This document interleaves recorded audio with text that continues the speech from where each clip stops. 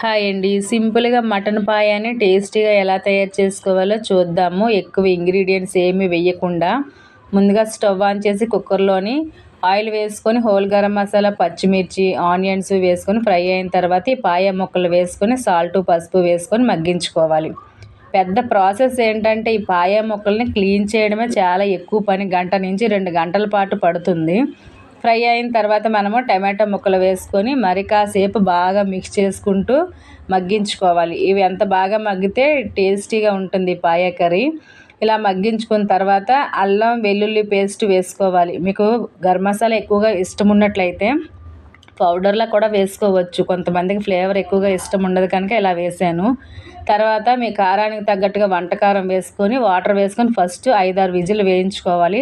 తర్వాత తీసి కొంచెం కొత్తిమీర వేసుకొని కొంచెం పులుపు వేసుకొని ఒక నిమిషం తర్వాత సర్వ్ చేసుకుంటే రైస్లోకి రాగి సంకటి